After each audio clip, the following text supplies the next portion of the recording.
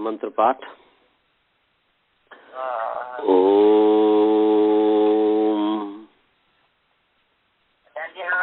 सहना ववतु सहनौ भुनक्तु सह वीर्यं करवावहै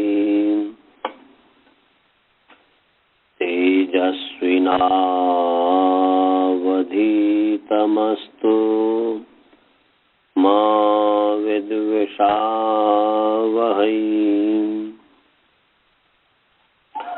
येन धौता गिरः पुंसां विमलैः शब्दवारिभिः तमश्चाज्ञानजं भिन्नम् तस्मै पाणिनये नमः। वाक्यकारं वरुरुचिं भाष्यकारं पतञ्जलिं पाणिनि सूत्रकारं च प्रणतोऽस्मि मुनित्रयम्। ओम शांति शांति शांति। आप सभी का प्रथमावृत्तिम पाठ में स्वागत है। परमात्मा की कृपा से, ईश्वर की कृपा से हम अभी पाठ प्रारंभ कर रहे हैं। हमारा जो पाठ अचैषित की सिद्धि चल रही थी, अचैषित की सिद्धि में हम जो है अचीसत अ अटागम ची धातु, सिच का स और तिप का त, इस स्थिति तक हम पहुंच गए थे। अब जो है सौ को मान करके ची की अंग संज्ञा है, यहां से अब चलेगा। स को मान करके ची की अंग संज्ञा, और अंग संज्ञा करने वाला जो सूत्र है यस्मात् प्रत्यय विधि सदादि प्रत्यंगम, ये है कि यस्मात् प्रत्यय विधि सदादि प्रत्यंगम, कि यस्मात् धातुर्वा प्रातिपदिकाद् वा प्रत्ययो विधीयते तस्मिन् प्रत्यय परतः तदादे अंगम स्यात्। जिस धातु या प्रातिपदिक से प्रत्यय का विधान किया गया है उस प्रत्यय के परे रहते तदादि की अंग संज्ञा होती है। तो सौ प्रत्यय ची धातु से सौ प्रत्यय का सिच प्रत्यय का विधान किया गया है, उस सिच प्रत्यय के परे रहते यहाँ पर ची की अंग संज्ञा है। तो अंग संज्ञा है और फिर अंगस्य का अधिकार चला है। अंग संज्ञा होने से अंगस्य का अधिकार चला, और उस अंगस्य के अधिकार में एक सूत्र है आर्ध धातु कस्येड वलादे, ये निकाल लीजिए। 7-2-35 नंबर सूत्र है। 7-2-35 नंबर सूत्र है, निकाल लीजिए। 7-2-35 7-2-35 नंबर सूत्र है, निकाल लिए सभी। 7-2-35 अनंत जी सबके पास भेजे होंगे जी। 7-2-35 नंबर अनंत जी सबको भेजे होंगे। वो जितने भी स्काइप वाले हैं तो निकालना है, वो बहुत ही सरल निकालने का हो जाता है। 7-2-35 वहां पर टाइप करेंगे, 7.2.35 तो निकल जाएगा। 7-2-35 निकाल लिए भाई जी? निकाल लिए। हाँ जी। और स्काइप पर आप सभी निकाल लिए जी? हाँ तो 7-2-35। तो ये इस पर विचार करें। आर्ध धातु कस्य, अकारांत नपुंसक लिंग आर्ध धातुक शब्द षष्ठी विभक्ति एक वचन है। और इट जो है सकारांत पुंलिंग इट शब्द प्रथमा विभक्ति एक वचन है। और वलादी इकारांत नपुंसक लिंग वलादी शब्द षष्ठी विभक्ति एक वचन है। पदच्छेद सभी को समझ में आ गया। नपुंसक लिंग है, इसको ध्यान में रखना। आर धातु, हाँ जी, आर धातु कसेड है, इड है, इड इड कसेड, ड हलंत है, कसेड। देखिए अष्टाध्यायी में क्या, आर्ध धातु कसेड वलादेह, क्या सूत्र है? तो कसेड है तो अलग करेंगे तो इट है ना, इट को ड हो गया ना जी, सलाम जसवंत से ट को ड हो गया है। तो यहाँ पर जो है इट है मूल में, तो टकारांत पुंलिंग इट शब्द प्रथमा विभक्ति एक वचन। और आर्ध धातु कस्य अकारांत नपुंसक लिंग आर्ध धातुक शब्द षष्ठी विभक्ति एक वचन। वलादे इकारांत पुंलिंग वलादी शब्द, सॉरी पुंलिंग का दिया, नपुंसक लिंग वलादी शब्द षष्ठी विभक्ति एक वचन। पदच्छेद और विभक्ति सभी को समझ में आ गया। और वलादे षष्ठी विभक्ति एक वचन।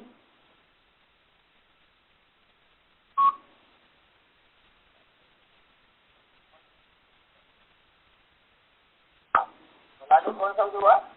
अजी कौन शब्द हुआ? वलादे मूल शब्द है वलादी, हरि की तरह, हरि पुंलिंग है, आदि है, आदि आदि। वलादे षष्ठी विभक्ति एक वचन है। नपुंसक लिंग कारांत नपुंसक लिंग। अजी क्या बोल रहे हैं? नपुंसक लिंग बोले हैं। हाँ तो मैं नपुंसक ही तो बोल रहा हूँ। आर्ध धातु का विशेषण है, इसीलिए आर्ध धातु नपुंसक लिंग है, इसलिए वलादी भी नपुंसक लिंग हुआ। हरि तो है। अजी हरि तो नपुंसक है ना, हरि जैसे बोले चलेगा। उस षष्ठी के आधार पर मैंने कहा है कि नपुंसक, हरि पुंलिंग है, नपुंसक नहीं है। वो केवल हरे जो षष्ठी है उससे हम तुलना करने के लिए मैंने कहा है। हरि पुंलिंग है, हरि का भी षष्ठी बनता है हरे, और नपुंसक लिंग जो है दधी शब्द उसका भी बनता है। क्या बनता है? दधी का क्या बनता है जी? षष्ठी क्या बनता है? दधे ही बनेगा ना। क्या बनता है बालबोध जी दधी का? दधी, दधनी, दधीनी, दधी, दधी, दधीनी, दधना, दधी, दधना, क्या दधीना है ना? क्या इसका रूप कैसे चलेगा? दधे ही बनेगा ना षष्ठी। वासुदेवन जी वही बनेगा ना? हाँ तो आदे है, आदि, आदनी, आदीनी, आदि, आदि, आदनी, आदीनी, आदिना, आदिभ्याम, आदिभी, आदिने, आदिभ्याम, आदिभ्य, आदि बोलते आदि ने, फिर जो है आदि ही बनेगा ना जी। हरिणा, हरे, हाँ ठीक है, आदिना ही आधे बनेगा। तो बल आधे नपुंसक लिंग है। ओ हाँ जी, दधी शब्द मेरे पास एक किताब में दधना ऐसा आता है। हाँ ठीक कर रहे हैं आप। ये मुख में ऐसी, मेरे मुख में दधना, पर तो दधी है। वारी भी ऐसे, वारी नहा ऐसे आता है। वारी तो दधिन शब्द है ना जी वहाँ पे शायद। इकारांत ही लिखा है मेरे पास। रूप चंद्रिका है राज किशोर पांडे जी का। अच्छा तो इकारांत है, दधी, हाँ इकारांत है तो उसको दधना उन्होंने कहा है ना। हाँ दधना लिखा है। अच्छा आचार्य जी, हाँ वलादी इकारांत नपुंसक लिंग इसलिए आपने कहा कि आर्ध धातुकम, आर्ध धातुकम नपुंसक लिंग है, इसीलिए वलादी को नपुंसक बना के ऐसा मैंने किया है जी। आदे है। परंतु ऐसा है कि पुमलिंग ही कर दीजिए फिर, क्योंकि दधी जब करेंगे दधनह बनता है, वारी का वारिणह बनता है, तो दधनह बनेगा, तो इसीलिए उसके आधार पर ठीक नहीं होगा। वो वलादी को पुमलिंग ही कीजिए, आर धातु को नपुंसक लिंग कीजिए, कोई ऐसी बात नहीं है, क्योंकि जो जिस लिंग में है वो उसी लिंग में निश्चित रहेगा ना। तो दधी का भी जैसे बहन जी बता रही है, तो दधना, मुख में तो ऐसे ही दधना आ रहा है, तो दधना जो है तो वहां पर दधने दधना, तो ये जो है ये ठीक नहीं है। नपुंसक लिंग इसको मत मानिए, वलादी को पुमलिंग ही मानिए। परंतु आर धातु को नपुंसक लिंग मानेंगे, है उसका विशेषण वलादी, तो ध्यान में रखना है। परंतु यहाँ पर विशेष विशेषण होते हुए भी यहाँ पर ये अपने जैसा रूप है वो अपने लिंग को नहीं छोड़ेगा। ये तो वलादे है आर धातु का से, क्योंकि मैं इस आधार पर कर रहा हूँ आर धातु को, क्योंकि आर धातुकम शेष, तो आर धातुकम नपुंसक लिंग है ना जी।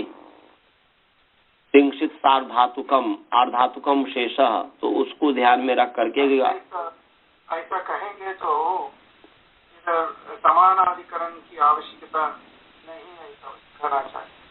मैंने समानाधिकरण तो है ही, परंतु ये पुमलिंग है, ये नपुंसक लिंग है। जैसे कुछ ऐसा होता ना कि अपने लिंग को नहीं छोड़ता है, तो वो मतलब जो उस आधार पर मान करके इसको बलादी को पुमलिंग मान लीजिए। तो इसको और आर धातुकम हमने जो, या तो उसको पुमलिंग माने आर धातु को भी, तो परंतु वैसे देखा जाता है कि भगवान पाणिनि जी ने जो प्रयोग किया है आर्ध धातुकम शेष, ऐसा उन्होंने किया है। तिंशित सार धातुकम नपुंसक लिंग किया है, आर्ध धातुकम शेष वो नपुंसक लिंग किया है। इसलिए आर्ध धातुकम विशेषण, आर्ध धातुकम जो है मतलब नपुंसक लिंग है, जब नित्य नपुंसक लिंग है, पुमलिंग नहीं है, तो फिर यहाँ पर जो है उस आर्ध धातु कम का षष्ठी आर्ध धातु कस्य होगा, इसलिए नपुंसक लिंग है। और वलादेह जो है ये उसी के आधार पर मैंने कह दिया था, परंतु जो है कि इकारांत पर ऐसा करेंगे तो फिर वो नपुंसक लिंग में तो वो उस तरीके से हो जाता है। इसलिए वलादेह पुमलिंग ही मानिए, इकारांत पुमलिंग वलादी शब्द षष्ठी विभक्ति एक वचन, इसी को मानिए, कोई परेशानी नहीं है इसमें। उसको बोल देंगे नियत लिंग वाला मान करके कर देंगे कि वलादे है। तो आगे चले, समझ में आ गया भाई जी? पुमलिंग ही मान लीजिए। हाँ, अब जो है समास, वलादी में समास है तो जगह वल आदि ही यस्य स वलादि ही, ऐसा कर दीजिए। वल आदि ही यस्य स वलादि ही तस्य वलादेह, ये बहुब्री समास हो गया, समानाधिकरण बहुब्री समास हो गया। वल आदि ही यस्य स वलादि ही तस्य वलादेह।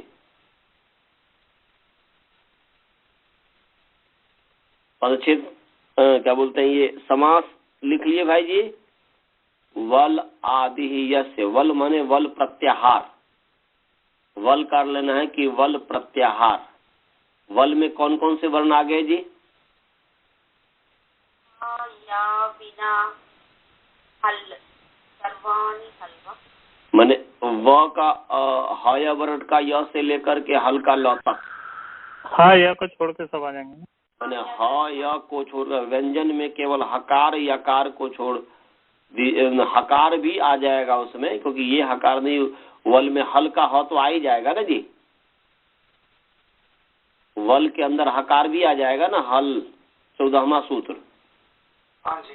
तो इसलिए केवल यकार छूटा, केवल यकार छूटा, केवल य को छोड़ दीजिए, और जितने भी वर्ण हैं य को छोड़ करके सभी व्यंजन जो है उस सब का नाम है वल, सभी वर्ण वल हैं यकार को छोड़ करके।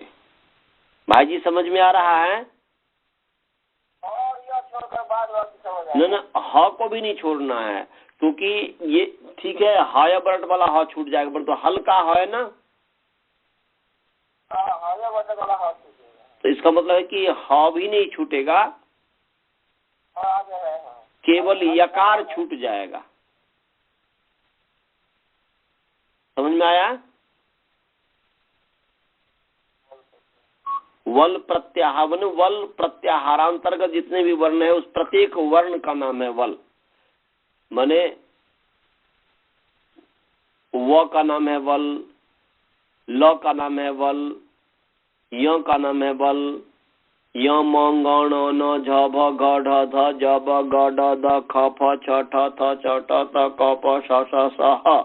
ये जितने भी वर्गों का जो वर्ग जो है, पांचों वर्ग 25 वर्ण हो गया, और यकार को छोड़ करके और जितने भी हैं सब जो है अंतस्थ और ऊष्म यकार को छोड़ करके सब जो है वल है। तो सभी प्रत्येक वर्ण का नाम वल हो गया। 33 व्यंजन है, उसमें से 32 व्यंजन जो है वो वल है। समझ गए भाई जी? इसको इस रूप में याद रखिएगा। 33 जैसे देवता हैं, उस देवता में से 32 जड़ देवता है और एक चेतन देवता है आत्मा, तो उसको छोड़ दीजिए। तो ऐसे ही यहाँ पर जो है 32 जो हो गया वह वल हो गया, और एक जो वर्ण यकार जो है वो वल नहीं है। आचार्य जी 32 माने क्या नंबर है? अंग्रेजी में पूरा बोलिए। 32 33 -1 33 -1 33 व्यंजन है ना जी। तो 33 व्यंजन है, उसमें से एक हटा दीजिए य को, तो 32 हो गया ना। तो वल आदि यस्य माने जिसका आदि अवयव वल हो उसका नाम है वल आदि। समझ गए? जिसका आदि अवयव वल हो उसका नाम है वल आदि। तो वलादेह आर्धातुकस्य माने वलादेह विशेषण है आर्धातुकस्य का। तो आर्धातुक है विशेष्य और वलादि है विशेषण, इसलिए अन्वय हो जाएगा वलादेह आर्धातुकस्य। समझे? वलादेह आर्धातुकस्य, वलादि आर्धातुक का, ऐसा अर्थ हुआ। अब जो है अंगस्य का अधिकार है। किसका अधिकार है जी? अंगस्य का अधिकार है। तो अंगस्य का अधिकार होने से वलादि जो आर्ध धातुक है, आर्ध धातुक क्या है? अब आर्ध धातुक किसे कहते हैं इसको समझना होगा कि आर्ध धातुक क्या है। तो आर्ध धातुक है आर्ध धातुकम शेषः। क्या है जी? आर्ध धातुकम शेषः। निकाल लीजिए आर्ध धातुकम शेषः। ये 3 4 114 नंबर सूत्र है। 3 4 114 नंबर सूत्र है। 3 4 114 मिल गया। 3 4 114 3 4 114 आर्ध धातुकम शेषः।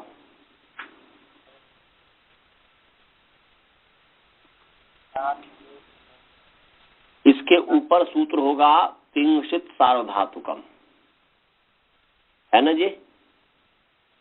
इसके ऊपर कौन क्या सूत्र है? तिंशित सार्वधातुकम।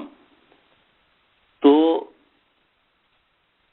उसका है मतलब कि तिंग और शित जो प्रत्यय है उसका नाम सार्वधातुक है। तिंग शित सार्वधातुकम भवति। तिंग और शित जो प्रत्यय है उसका नाम है सार्वधातुक। तो आर्धातु किसको कहते हैं जी? तो शेषः माने जो बचा हुआ, तिंग शित से जो बचा हुआ है उसका नाम आर्धातुक है। तो अर्थ हो गया कि धातु का अधिकार है ही, धातु का अधिकार है ही। तो तिंशित सार्वधातुकम का अर्थ है कि धातो विहितः तिंशित प्रत्ययः सार्वधातुकम भवति। क्या है जी? धातु का अधिकार है ही। तिंशित सार्वधातुकम का पहले अर्थ समझ लीजिए। तिंशित सार्वधातु, तिंशित सकारांत पुंलिंग, तिंशित शब्द प्रथमा विभक्ति एक वचन, सार्वधातुकम अकारांत नपुंसक लिंग, सार्वधातुक शब्द प्रथमा विभक्ति एक वचन। और धातु का अधिकार है ही 391 नंबर से सूत्र है, तो चल रहा है। तो क्या हुआ कि धातु से विहित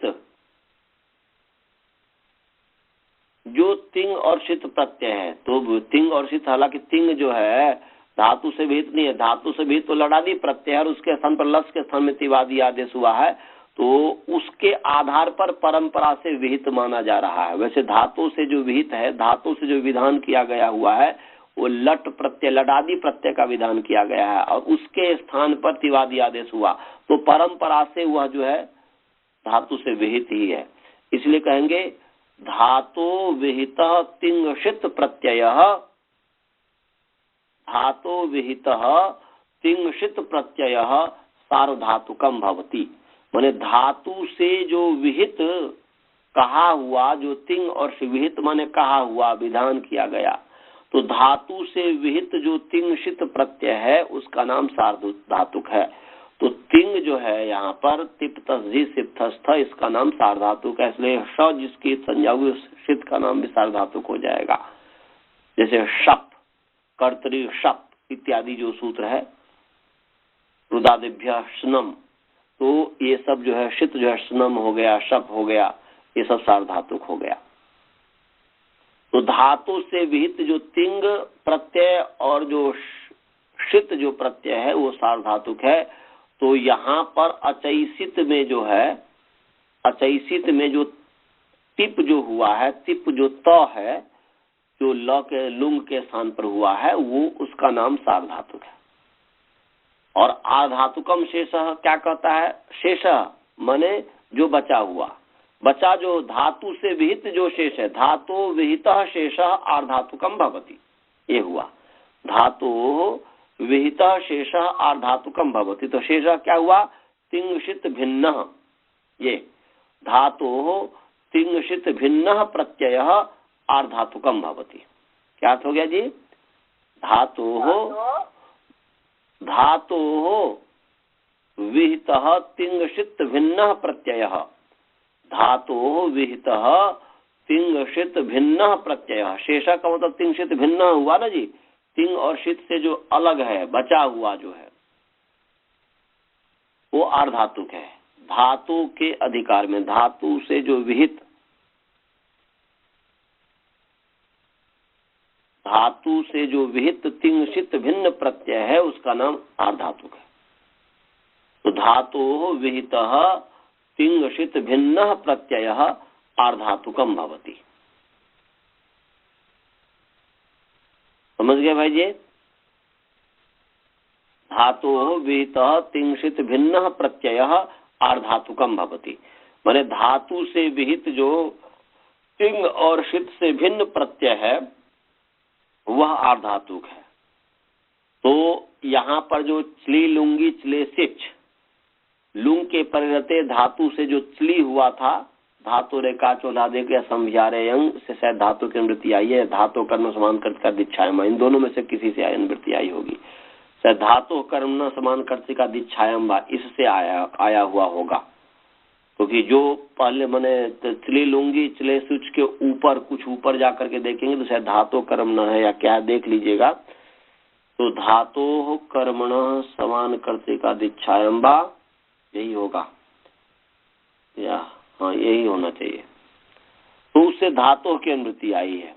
तो धातु से विहित है ही सिच प्रत्यय, माने क्या बोलते चली प्रत्यय, और चली लूंगी चले सिच, उस चली के स्थान पर सिच हुआ था, तो इसीलिए यहाँ पर सिच जो है धातु से विहित है। तो धातु से विहित सिच है और ये तिंग शित से भिन्न है। तो धातु से विहित जो तिंग और शित से भिन्न प्रत्यय है उसका नाम आर्धातुक है। तो जो सिच जो प्रत्यय है वह आर्ध धातुक है। समझ में आ गया सभी को? भाई समझ में आ गया? हाँ, सिच जो प्रत्यय है तो अ ची स त जो है इसमें सिच जो प्रत्यय है ये आर्धातुक है। त जो है वो तो सार्वधातुक है, परंतु सिच जो है आर्धातुक है। तो आर्धातुक का सेठ बला दे। अब इस पर फिर आ जाए, आर्धातुक का सेठ बला दे पर आ जाइए। तो आर्धातुक का सेठ बला दे जो है ये अंगस्य के अधिकार में है।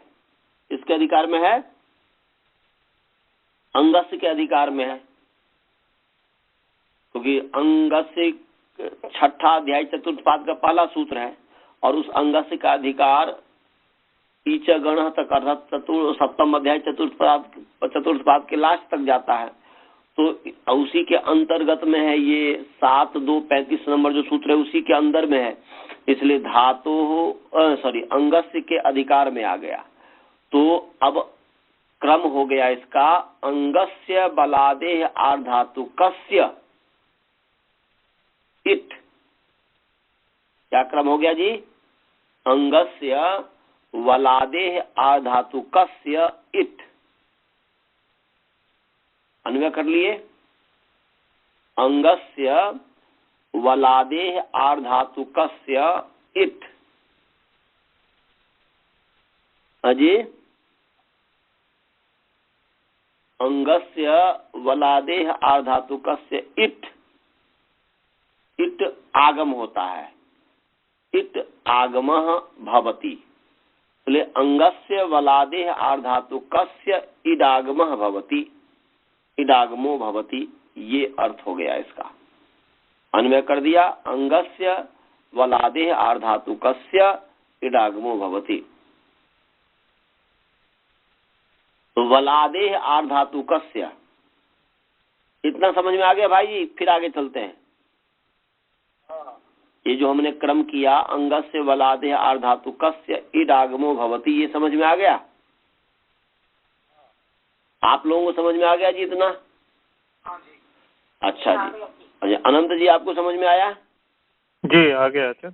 अब आगे चलते हैं।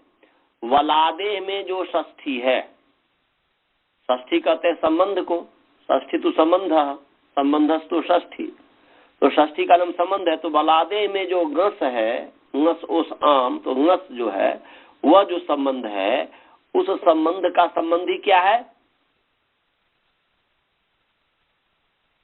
वसुधा जी आप बताइए। वलादे में जो गस है ना जी षष्ठी, षष्ठी है संबंध, उस संबंध, तो संबंध का तो संबंधी होगा ना जी। आप है, आपके संतान है, आपके पति हैं, तो आप और आपके पति में जो संबंध है, आप और आपके बच्चे में जो संबंध है, तो संबंध का संबंधी क्या है? आप और आपके बच्चे और आप और आपके पति देव।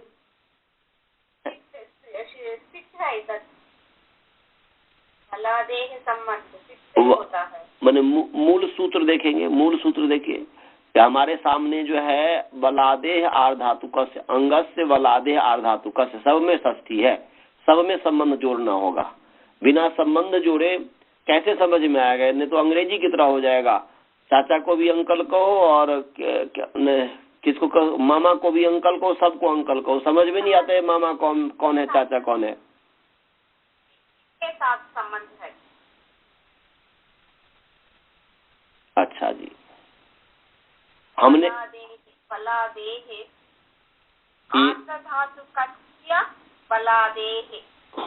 नहीं, वलादेह विशेषण है, आर्धातुकस्य विशेष है। अंगस्य वलादेह आर्धातुकस्य, तो ये जो है वसुधा जी कहती है कि वलादेह में जो षष्ठी है इसका संबंधी है, इसका संबंधी है इट, ऐसा कह रही है। वासुदेवन जी आप बताइए क्या हो सकता है इसका संबंधी? संबंधी एक ही नहीं बताएंगे, दो संबंधी दो होता, अकेले तो हो ही नहीं सकता, इसलिए जब भी बताएंगे तो दो संबंधी का नाम लेंगे। तो यहाँ पर जो दोनों संबंधी का जिक्र करेंगे, तो आप बताइए जी क्या इसमें संबंधी है? आगम है, वो बल बलादि प्रत्यय के साथ आता है। तो संबंधी क्या हुआ? आदेश चलिए जी। अच्छा जी, अब मैं पूछता हूँ स्वाति जी आप बताइए, बलादेह आर्धातु कस्य, इसमें बलादे में जो षष्ठी है इसका षष्ठी का संबंधी कौन है? मुझे आर्ध धातु को लगता है उसका संबंध, आर्ध धातु के बलादे बल जिसके आदि में है। अच्छा जी, तो एक संबंधी आपके दृष्टि में बलादी हो गया, दूसरा संबंधी एक हो गया आपके दृष्टि में आर्धातुक, और दूसरा संबंधी दो संबंधी दो होगा ना जी, एक में तो संबंध हो ही नहीं सकता। और दूसरा बलादे में षष्ठी है, षष्ठी का संबंधी षष्ठी हो गया गस, और गस का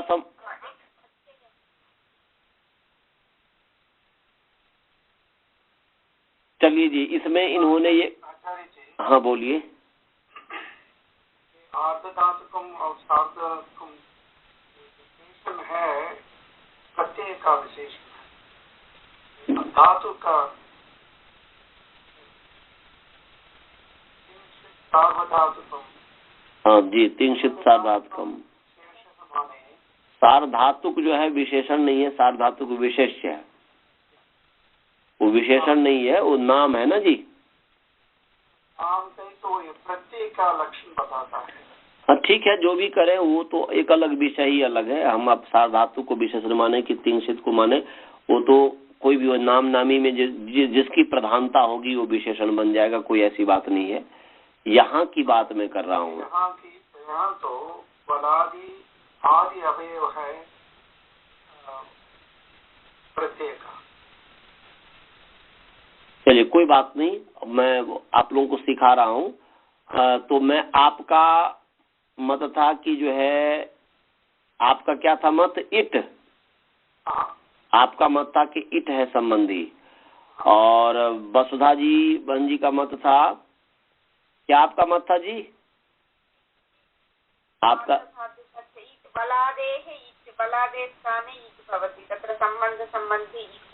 इट है, और हमारे स्वाति बहन जी जो हैं उनका मत है कि आर्धातुक है। चलिए राजभल्ला जी से पूछता हूँ, राजभल्ला जी क्या है, क्या हो सकता है? आर्धातु लग रहा है। अच्छा, आपको आर्धातुक लग रहा है, ठीक है। दो का मत है आर्धातुक, दो का मत है इट। अब अनंत जी से पूछ रहा हूँ, अनंत जी क्या हो सकता है?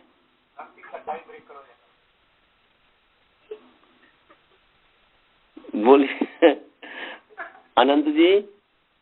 जी आचार्य जी, मैं सोच रहा हूँ कि वहाँ पे तो सा एक ही है, तो मुझे लगा कि कहीं स्वरूप संबंध हो न हो वहाँ पे। वो संबंध कौन सा है वो अभी तो मैं नहीं पूछा, अभी तो मैं संबंधी पूछ रहा हूँ। कौन सा संबंध है? मेरा ख्याल इट होगा आचार्य जी। अच्छा, आपके मत में भी इट होगा। तो तीन व्यक्ति हो गए इट और दो व्यक्ति हो गए आर्धातुक, और किसी भी व्यक्ति ने दूसरे संबंधी की चर्चा नहीं की।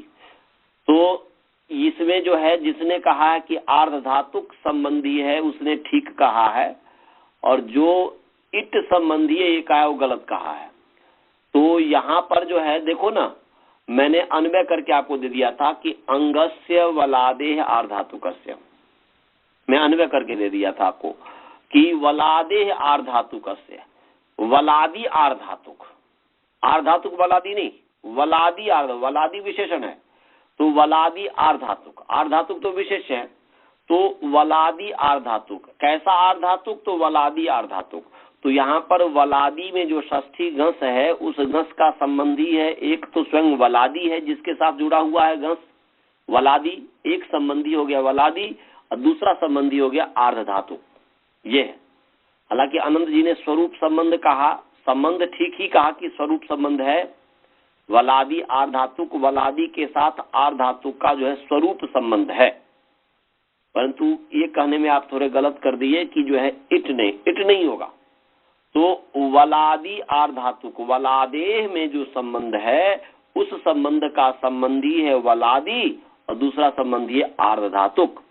और इस वलादेह का आर्धातुक के साथ जो संबंध है वह कौन सा संबंध है?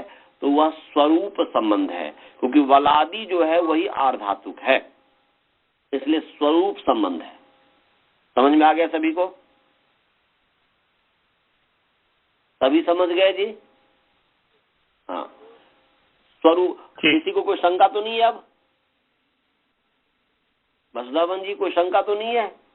नहीं है जी, अभी पता चल गया। वलादेह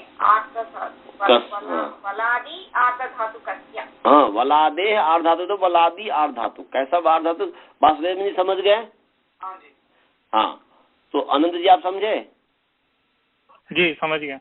हमारे गुरुकुल के विद्यार्थी लोग समझे कि नहीं जी? हाँ, तो वलादेह आर्धातु। आचार्य जी अब समझ में आ रहा है, मतलब तो आपने बता दिया तो समझ में आ गया। ईट तो कभी वलादी हो ही नहीं सकता ना। नहीं, वो संबंधी ईट वलादी होगा ही कैसे? संबंधी हो सकता है, परंतु वलादे जो है षष्ठी है, तो ये षष्ठी का इस वलादे में जो गस है, व्याकरण की दृष्टि से सोचिए, व्याकरण की दृष्टि से हम लोग व्याकरण पढ़ रहे हैं, तो ngस है यहाँ पर, और ngस जो है वलादी से ngस आया है प्रत्यय, और उस संबंध का संबंधी दो होगा, एक वलादी है, दूसरा अब कौन होगा, तो दूसरा में आर्धातुक होगा कि इट होगा, तो यहाँ पर आर्धातुक होगा, क्योंकि जिसका विशेषण है, किसका विशेषण है? वलादी। इट का विशेषण थोड़े है, आर्धातुक का विशेषण, इसलिए आर्धातुक का ही जो है ये माने आर्धातुक ही संबंधी होंगे उस ngस का, तो वलादी और आर्धातुक। इट भी संबंधी होगा, तो इट दूसरे किसका संबंधी होगा अभी विचार के बताऊंगा आपको, इतना समझ लीजिए पहले इतने भाव को। वलादेह आर्धातुक में, वलादे में जो षष्ठी है उसका संबंधी है वलादी और आर्धातुक, और उस वलादे में जो षष्ठी है वह कौन सा संबंध है आर्धातुक का के साथ वलादी का? तो स्वरूप संबंध है, वलादी रूप जो आर्धातुक, ऐसा हिंदी में कहेंगे। समझ गए? सभी समझ गए जी? आगे चलें? कोई नहीं बोल रहे हो, आगे चलें आनंद जी? जी। तो वलादी जो आर्धातुक, वलादी रूप जो आर्धातुक, स्वरूप संबंध हो गया। अब आगे चलिए, आर्धातुक में जो षष्ठी है ngस है, उसका संबंधी कौन कौन है? कौन बता सकते हैं आप? इट। और दूसरा संबंधी?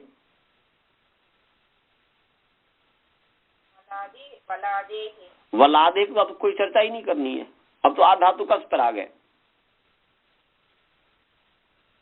वलादे में जो है वो तो स्वरूप संबंध हो गया। अब आर्धातुकस्य और इट है, संबंध है, आर्धातुक का आर्धातुक संबंधी है और इट संबंधी है, दो संबंधी है। स्या तो हो गया षष्ठी, स्या जो हो गया षष्ठी अर्थात ngस, और ओ है संबंध, और उस संबंध का संबंधी है दो, एक है आर्धातुक और दूसरा है इट। तो उस इट का आर्धातुक के साथ क्या संबंध होगा?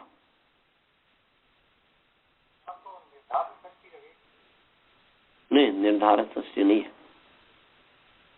यहाँ निर्धारण षष्ठी नहीं है। यहाँ पर न आर्धातुक का अवयव है इट, क्या आर्धातुक का अवयव है इट? क्या आगे इट अवयव हो जाता है, क्योंकि आर्धातुक का अवयव है, स्थान नहीं। ऐसा ये नहीं करता है कि ये पीछे भी हमने आदंत टक्टों पर भी बताया था। तो ये जो है आर्धातुक जो है, आर्धातुक से जो है, तो आर्धातुक में जो षष्ठी है इसका संबंधी है आर्धातुक, और इट जो है इसका संबंध क्या होना चाहिए? आर्धातुक के स्थान में इडागम होता है, तो इडागम होता है, स्थान में इडागम होता है, मतलब उसका आद्यवयव बन जाता है, उसको आगम होने के कारण उसको हटाएगा नहीं, आदेश तो उसको हटा देता है। इसलिए यहाँ पर स्थान षष्ठी कह करके भी आद्यवयव रूप में कहेंगे। आर्धातुक के स्थान में इडागम होता है, माने उसके आद्यवयव रूप में होता है, उसका बाद में चल करके भविष्य में अवयव उसका बन जाता है आर्धातुक का। तो इसमें वैसे स्थान निरूपित संबंध ही कहेंगे, क्योंकि आर्धातुक का अवयव बाद में बनता है। यदि पहले भी कह दें कि अवयव आर्धातुक का अवयव है इट, उसका तो अवयव अवयव भाव संबंध करके तो वैसे थोड़ा जचता नहीं है, परंतु हो तो जाता ही है अवयव बाद में। तो यहाँ पर स्थान ही मान लिया जाए कि आर्ध धातु का स्थाने आद्यवयव इट भवति, के स्थान में आदि अवयव इट होता है, उसको हटाता नहीं है, उसको अलग नहीं करता है। समझ में आया? हाँ, स्थान षष्ठी माने ये माने स्थान षष्ठी के नजदीक है स्थान षष्ठी के नजदीक ही है, क्योंकि आर्ध अभी तो ईट आगम हुआ नहीं है। हाँ, भाविनी ये करके ईट होगा तब हम कह सकते हैं कि अवयव, परंतु आर्ध धातु का अवयव ईट होता है, ऐसा करके आर्ध धातु का अवयव ईट होता है, आद्यवयव ईट होता है। तो ये जो है यहाँ पर फिर जो है अवयव संबंध हम कर सकते हैं कि अवयव अविभाव संबंध कर सकते हैं। वैसे सामने जब देख रहे हैं तो वो दिख रहा है कि भाई अवयव तो बाद में बनता है, तो पहले जो है स्थान करके और आर्ध धातु के स्थान में उसका आदि अवयव स्थान में न बैठ करके उसका आदि अवयव ईट होता है, तो उसके नजदीक नजदीक में है। अवयव कह सकते हैं, अवयव अविभाव संबंध कर सकते हैं, और उसके नजदीक में स्थान भी कर सकते हैं। परंतु ध्यान रखिएगा कि स्थान कहने से स्थान जब भी कहते हैं उसके स्थान में होता है तो उसको हटा करके वो हो जाता है, ऐसा कोई कह सकता है तो फिर उसको कहेंगे फिर अवयव अविभाव संबंध है भाई। आचार्य जी, हाँ, इधर निमित्त और निमित्त संबंध नहीं कर सकते हैं?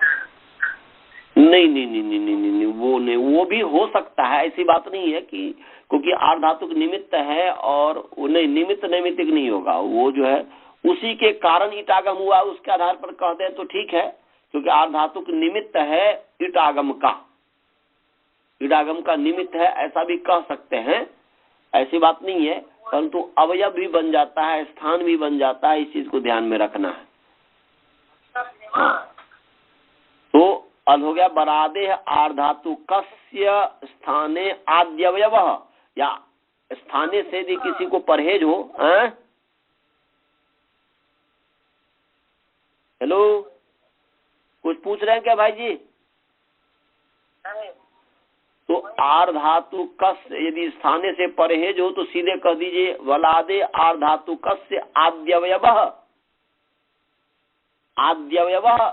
इड भवति, क्योंकि आद्यवयव हमने क्यों जोड़ दिया? आद्यंतो टक्तु परिभाषा के आधार पर, तो अवयव अविभाव समझ करके ऐसा कर देंगे। अब चलिए जी, अब अंगस्य में जो षष्ठी है उस पर विचार करें। अंगस्य में जो षष्ठी है वह उसका संबंधी है अंग, उसका संबंधी है अंग और वलादि, माने अंगस्य वलादे आर्धातुकस्य। तो यहाँ पर जो है माने उसका संबंध होगा वलादे आर्धातुकस्य, स्वरूप संबंध होने पूरा ले लीजिए। तो अब बताइए कौन सा संबंध हो सकता है अंग का वलादि आर्धातु के साथ, क्योंकि अंग का संबंध ही है, अंग का अवयव तो हो नहीं सकता, अंग का तो अवयव है नहीं। स्थिति आप स्थिति को देखिए, अ ची स त है, तो ची का अवयव है क्या? अची का अवयव है स? हाँ जी, नहीं है ना जी। तो इसका मतलब क्या हुआ? अची का अवयव है नहीं, तो क्या हो सकता है? अभी जो वासुदेवन जी कहे थे, सिच जो प्रत्यय हुआ है धातु को मान करके ही हुआ ना जी।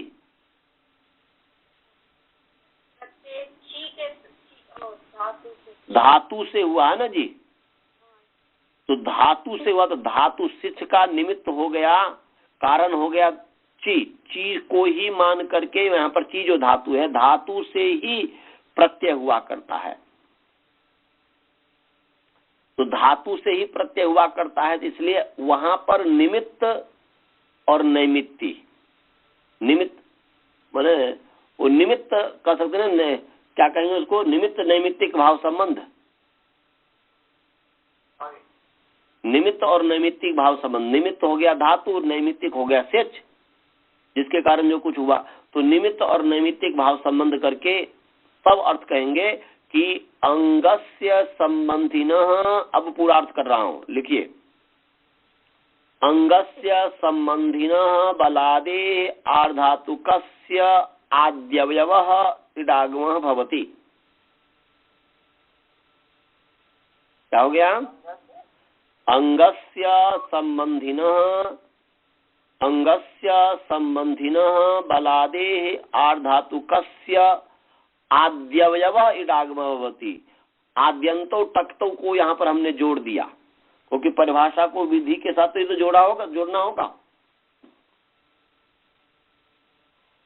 सीधे यदि आद्यवय नहीं करेंगे तो इडागमः भवति, तब किसको कहाँ हो, पूर्व में हो कि पर में हो, तो आद्यंतो टक्तो टित कितौ यस्युक्तौ तस्य क्रमात् आद्य माने आद्यंतावयवस्तः। हमने पहले पढ़ाया था कि टित कित जिसको कहा उसके क्रम से टित होगा तो आद्यवयव, कित होगा तो अंतावयव हो जाएगा। तो टित कितौ यस्युक्तौ तस्य क्रमात् आद्यंतावयवस्तः। टित और कित जिसको कहा है उसको क्रम से आदि और अंतावयव वाले हो जाते हैं। तो टित है इट, इसीलिए आद्यवयव हो गया। तो उस परिभाषा को ध्यान में रख करके हमने इसका पूरा अर्थ बनाया कि अंगस्य संबंधिनः वलादे आर्धातुकस्य आद्यवयवः इडागमः भवति। फिर मैं बोल रहा हूं, अंगस्य संबंधिनः बलादे आर्धातुकस्य आद्यवयवः इडागमः भवति। समझ गए?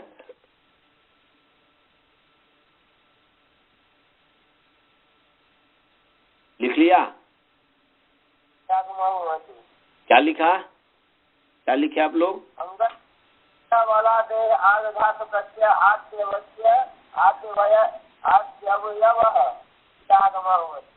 फिर बोलिए, क्या बोले?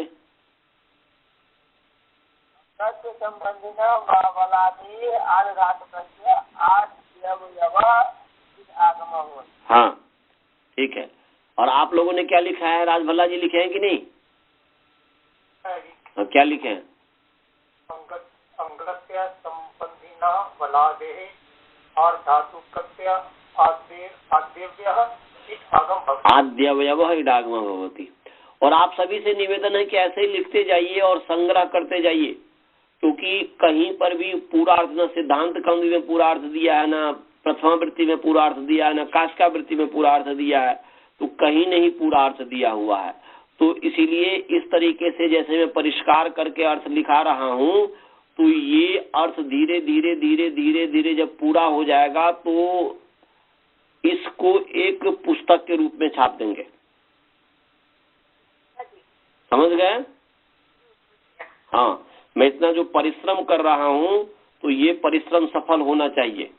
कि सभी व्यक्ति से निवेदन है, जितने भी विद्यार्थी हमारे हैं सभी से निवेदन है कि आप लिखते जाएं, सूत्र कार्य कितनी संख्या वो भी करते जाएं, और फिर जब पूरा प्रथमा वृत्ति जब हो जाएगी उसके बाद उसको जो है धीरे धीरे संग्रह करके और फिर एक दो बार प्रूफ रीडिंग करेंगे, आप लोग से भी करवाएंगे, फिर इसको छपवा देंगे, क्योंकि परिष्कृत अर्थ होना चाहिए। अब यहाँ पर न सिद्धांत कौमुदी काट दिया है, न काष्का काट दिया है, सीधे बस इतना कह दिया कि बलादे आर्धातुकस्य इडागमः भवति, बस इतना कह दिया, परंतु उस तरीके से नहीं दिया पूरा। जब तक परिभाषा के साथ अर्थ न लिखा जाए तब तक वो अर्थ ठीक नहीं माना जाता है। तो चलिए जी, तो अब अपने प्रसंग में आते हैं कि अची सत क्या स्थिति थी? अची सत। इस स्थिति में ये ची जो अंग है, अची जो अंग है, और तो उसी का भाग है ची का, तो जो ची जो अंग है इस अंग का संबंधी है स। ठीक है ना जी? आर्धातुक है, आर्धातुकम शेषः तिंसित से भिन्न जो है प्रत्यय व आर्धातुक है, तो ये आर्धातुक है। तो इस आर्धातुक के आद्यवयव इट हो जाएगा, इडागम हो जाएगा, आद्यवयव हो जाएगा। तो यहाँ पर अची इट सत ऐसा प्राप्त हुआ, इटागम प्राप्त हुआ। समझ गए जी? क्योंकि बलादि आर्धातुक है। समझ में आ रहा है भाई जी? धातु केवल स हुआ। तो नहीं तो और कौन हुआ? इतना देर से रामायण पढ़ रहा हूं मैं। तो नहीं तो कौन है बताइए? तो है नहीं, वो तो सार्वधातुक है, तिंग से सार्वधातुकम। तो सार्वधातुक और आर्धातुक प्रत्यय को कहते हैं। तो यहाँ पर दो ही तो प्रत्यय, एक सिच प्रत्यय एक तिंग प्रत्यय है। तो सौ भी प्रत्यय है, तो भी प्रत्यय है। जब तो को हमने कह दिया था कि धातु से भीत जो तिंग और शित प्रत्यय है वह सार्वधातुक है, तो बच गया स। तो धातु से भीत जो तिंग और शित से भिन्न प्रत्यय है, तो सिच जो है, स जो है तिंग शित से भिन्न प्रत्यय है, इसलिए आर्धातुक है। तो सिच आर्धातुक हुआ ना जी, समझ गए? अवयव का आदि केवल होगा ना, का। मैं बोल रहा हूँ सिच आर्धातुक है, समझ गए? हाँ भाई जी। तो सिच जो आर्धातुक है, ये अब जो है वो कह रहा है कि वलादी अंग के संबंधी वलादी आर्धातुक को इट हो तो कहाँ हो? तो वहां पर आद्यंतो टक्तो परिभाषा लगाएंगे ना जी। आर्धातु का सेठ वलादे के तुरंत बाद आद्यंतो टक्तो लिखेंगे, और आर्धातु का सेठ वलादे आद्यंतो टक्तो दोनों मिलकर के आर्धातु का सेठ वलादे का अर्थ करेगा। जब तक परिभाषा को आर्धातु का सेठ वलादे के साथ नहीं करेंगे तब तक पूर्ण अर्थ नहीं हो सकता, अपूर्ण होगा। तो यदि आद्यंतो टक्तो का भी भूल जाइए, सीधे कहिए कि अंगस्य संबंधिनः बलादे आर्धातुकस्य इट आगमः भवति। तो अर्थ हुआ कि अंग के संबंधी वलादि आर्धातुक को इट आगम हो। तो अब इट आगम कहाँ हो? सौ के बाद में हो कि सौ के पहले हो? प्रश्न ये हुआ, सौ के बाद में हो कि सौ के पहले हो? तो वहां पर आद्यंतो टक्तो कहता है कि टित जिसके स्थान पर कहा है, जिसको कहा है। तो टित किसको कहा था? इट आगम टित है। टित किसके स्थान पर कहा है, किसको कहा है आगम हो? आर्धातु को कहा ना जी, बलादि आर्धातु को कहा ना जी। हाँ भाई जी। तो वलादि आर्धातु को कहा है, तो वो टित किसको होगा? सिच को पहले होगा कि सिच के बाद में होगा? सिच से पहले होगा कि सिच के बाद में होगा? बोलिए। आदि में होगा। हाँ, तो सौ के आदि में होगा। तो आदि में होगा तो उसका आदि अवयव बन जाएगा कि नहीं? हाँ जी। इसलिए मैंने कहा कि आद्य अवयव, इसीलिए मैंने कहा कि अंगस्य संबंधिनः वलादे आर्धातुकस्य आद्यवयव इडागमः भवति। आदि अवयव इडागम होता है, उसका माने उसका आदि अवयव बन जाता है, इसका आद्य अवयव इडागम होता है। माने होना चाहिए अची इट सत, परंतु यहाँ नहीं होगा। इतना समझ में आ गया कि नहीं आया? अब क्यों नहीं हुआ? सो अब समय हो गया है, अब केवल 2 मिनट बाकी है। तो 2 मिनट में तो हम आगे बता नहीं सकते, क्योंकि एकाच उपदेशनदाता इसको समझाना है, क्योंकि ये निषेध करता है इटागम का। तो कल जो है एकाच उपदेशनदाता समझाएंगे।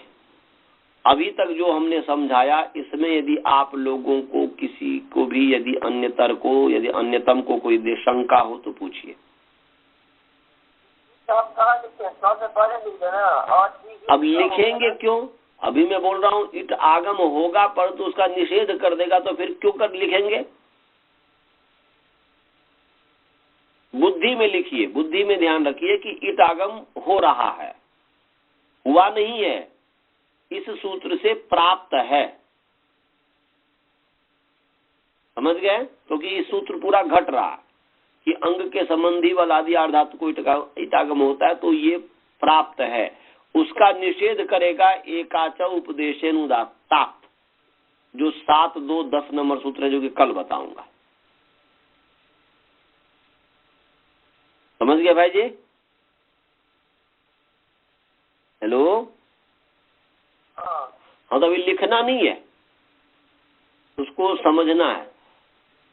कोई किसी को, कोई आनंद जी कोई प्रश्न तो नहीं है? जो अभी तक समझाया हुआ हूँ और नहीं समझ में आया हो? नहीं आचार्य जी, आज का क्लास तो आ गया समझ। आ गया। और आपको स्वाति जी, वासुदेवन जी, वसुधा जी सभी को समझ में आ गया? और गुरुकुल वाले को सभी को समझ में आ गया? अब मंत्र पाठ करें। ओम पूर्णमदः पूर्णमिदं पूर्णात् पूर्णमुदच्यते पूर्णस्य पूर्णमादाय पूर्णमेवावशिष्यते। ओम शांति। चलिए जी, सभी नमस्कार आचार्य।